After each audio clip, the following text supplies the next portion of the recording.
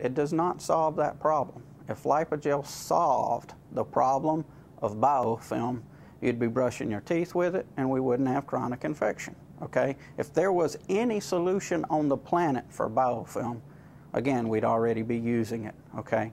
So there is it takes multiple concurrent strategies, and even then we don't solve biofilm, we manage it, okay? We manage its impact on the host or on our patient. That's going to include debridement and anti-biofilm agents. Debridement, that's brushing your teeth, guys, okay? It's the same thing as brushing your teeth. When they debride the wound, we're going to take the bulk of the biofilm out physically, okay? Physically disrupt that.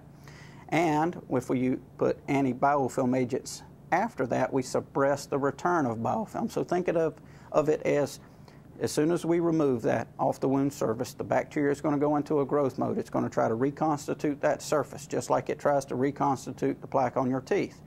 So the anti-biofilm agents in a wound are in a way like a coating on your teeth. It won't stop biofilm. There's not anything in nature that does that's not toxic to a human anyway. Okay, it won't stop biofilm, but it slows the reconstitution of that biofilm. So in between office visits, in between debridements, basically the healing balance between the pathology and the host is tipped much further in favor of the patient for more days. We're basically just inhibiting the return of the biofilm.